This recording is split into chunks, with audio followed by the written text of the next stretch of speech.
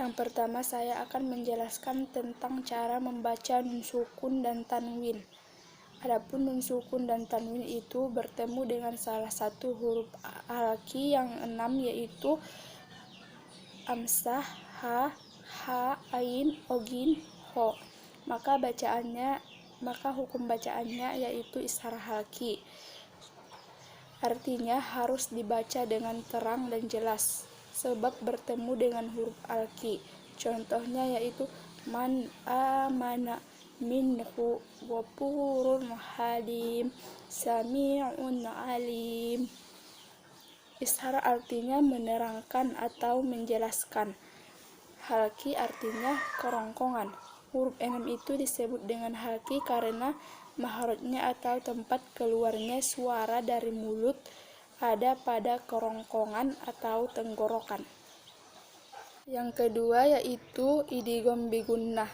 Apabila ada nun sukun atau tanwin bertemu dengan salah satu huruf idgham bigunnah, hurufnya itu yaitu ya, waw, mim, dan nun.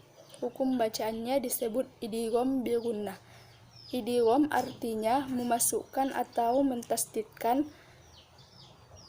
Bigunnah artinya dengan mendengung. Jadi harus dimasukkan atau ditasdidkan ke dalam salah satu huruf yang 4 itu dengan suara yang mendengung.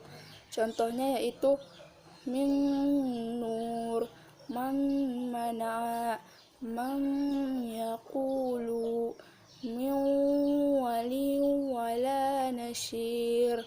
Akan tetapi apabila nun sukun dan tanwin bertemu dengan salah satu huruf yang 4 tersebut di dalam satu perkataan, maka bukanlah bacaan idgham. Artinya tidak dibaca idgham dan tidak ditasdidkan, bahkan harus dibaca dengan terang atau izhar. Yang ketiga yaitu idgham bila gunnah. Idgham bila gunnah yaitu dengan tidak mendengungkan. Jika tadi idgham bigunnah didengungkan, maka bila gunnah tidak didengungkan. Contohnya itu malam malam mirrabbihim. Yang keempat yaitu iklab. Apabila ada nun sukun atau tanwin bertemu dengan ba, maka hukum bacaannya disebut dengan iklab. Iklab artinya membalik atau menukar.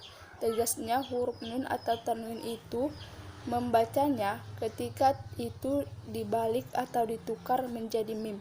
Contohnya sami'un basyir, latifun karimin bararah, dan lain sebagainya.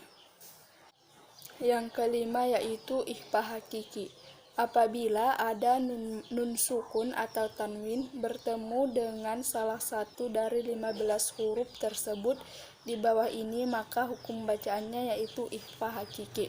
Ikhfa artinya menyamarkan, sedangkan hakiki artinya sungguh-sungguh. Dan cara membacanya adalah dengan samar-samar. Artinya harus terang, tetapi disambung dengan huruf di mukanya dengan mendengung. Huruf yang 15 itu ialah ta, sya, jin, dal, zal, sin, sim, sod, dot, to, zo, fa, qaf, kaf. Huruf-huruf itu semua yaitu huruf hijaiyah.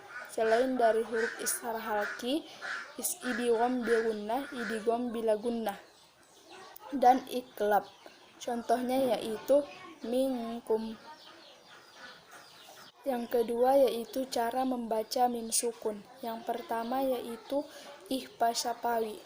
Apabila ada mim sukun bertemu dengan huruf ba, maka hukum bacaannya yaitu ikhfa syafawi. Membacanya harus samar-samar di bibir dan didengungkan.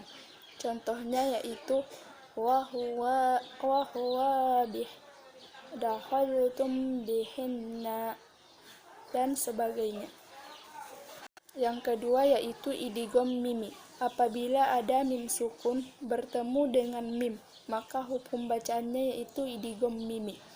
Contohnya yaitu wa ma lahum minallah amman tarajun. Yang ketiga yaitu ishar syafawi.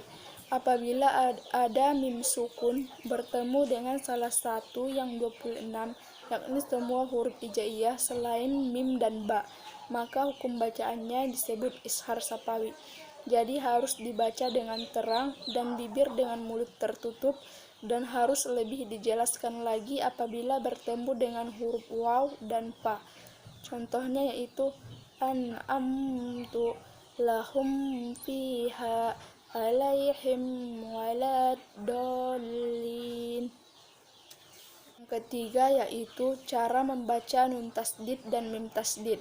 Apabila ada mim yang bertasdid dan nun yang bertasdid, maka dibaca dengan berdengung dan dibaca dengan gunnah.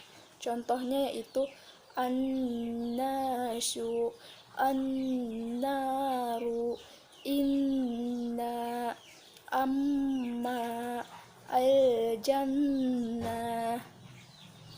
Cukup sekian yang dapat saya sampaikan, kurang dan lebihnya saya mohon maaf. Assalamualaikum warahmatullahi wabarakatuh.